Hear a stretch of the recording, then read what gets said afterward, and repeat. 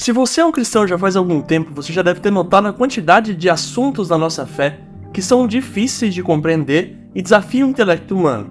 O autor J.I. Packer, no seu livro Conhecimento de Deus, nota que alguns desses assuntos tornam a compreensão do evangelho difícil para certas pessoas. Como é que pode um homem galileu ter morrido pelos pecados de muitas pessoas? Como é que pode uma virgem ter dado à luz? Como é que pode um homem ter ressuscitado, ter multiplicado pães, ter andado sobre as águas? Problemas assim frequentemente se tornam pedra de tropeço na mentalidade de pessoas racionalistas. No entanto, Packer nota também que o maior dos mistérios que envolvem o evangelho, na verdade não estão ligados exatamente ao ministério terreno de Cristo, no que se refere aos milagres que ele fez, mas sim exatamente no seu nascimento. O próprio nascimento de Cristo vem até nós como o maior mistério que a Bíblia nos apresenta. Afinal, acima de todos os milagres que Cristo fez, o mais curioso e fantástico e surpreendente é saber que Jesus Cristo, o homem nazareno, é o Deus em carne. Como pode o Deus infinito tornar-se humano e finito? Como é que o Deus que dá a vida a todos e nos vê substantes ainda informe foi um neném no útero da sua mãe? Como é que aquele que sustenta todas as coisas, como diz lá em Hebreus 1, foi sustentado nos braços de uma mulher? Como é que o Deus que alimentou o povo com maná foi alimentado com leite materno por sua mãezinha? Jesus, assim como nós, nasceu, chorou, teve fome, dormiu, foi embalado nos braços da sua mãe e do seu pai, cresceu, brincou, tudo isso sem deixar de ser o Deus que controla o universo. O Packer resume muito bem isso quando ele diz o seguinte: quanto mais se pensa sobre isso, mais extraordinário isso se torna. Nada na ficção é tão extraordinário quanto a verdade da encarnação.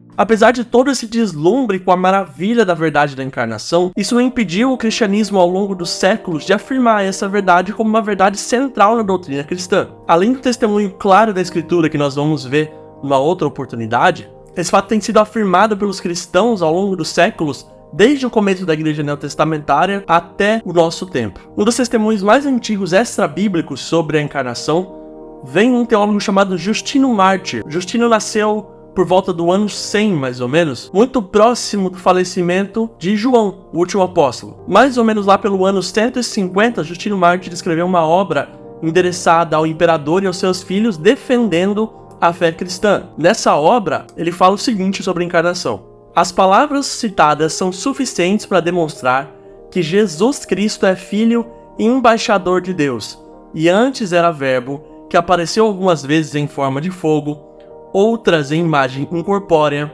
e agora, feito homem por vontade de Deus, por causa do gênero humano, submeteu-se a sofrer tudo o que os demônios quiseram que os insensatos judeus fizessem com ele.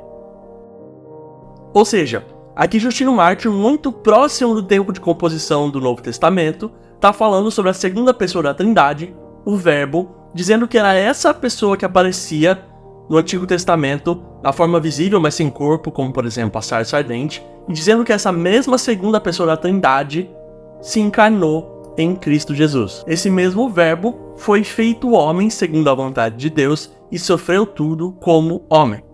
Os primeiros séculos da igreja foram muito intensos sobre debates em torno da pessoa de Cristo. No fim do primeiro século, havia uma doutrina chamada de docetismo, que é uma crença de que Jesus não tinha corpo físico, apenas uma ilusão do seu corpo. No segundo século, havia os ebionitas, que negavam tanto a divindade de Cristo como o seu nascimento virginal. Para eles, Cristo era apenas o mais estrito cumpridor da lei e por isso ele foi adotado por Deus. Já no terceiro século, outras heresias apareceram, como o sabelianismo, que tratava Pai, Filho e Espírito Santo como uma coisa só, como modo de aparição de uma entidade só. Ora Pai, ora Filho, ora Espírito Santo. Todo esse tumulto cristológico fez com que a igreja se mexesse para tentar definir a crença correta sobre Cristo. Esse tumulto, num tempo que a igreja tentava sistematizar ainda sua doutrina, encontrou seu ápice no século IV, com o que a gente costuma chamar de controvérsia ariana. Ário, que era um presbítero na igreja de Alexandria, foi muito influente propagando umas ideias sobre o Filho, dizendo que o Filho não seria totalmente Deus, e sim um ser especialmente criado.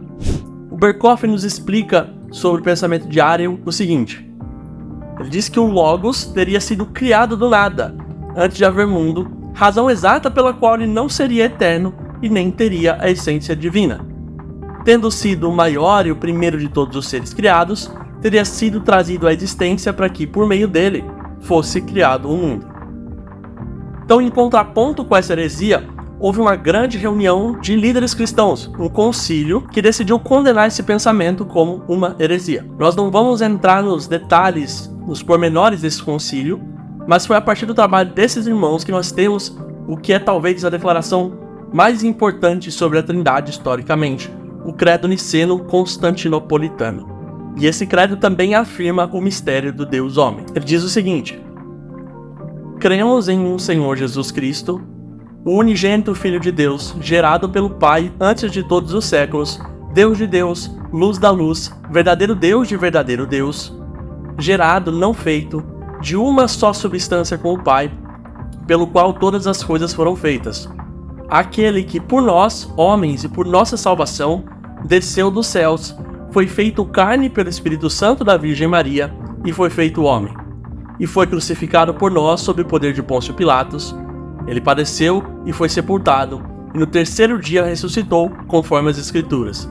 E subiu ao céu e assentou-se à direita do Pai, e de novo há de vir com glória para julgar os vivos e os mortos, e o seu reino não terá fim.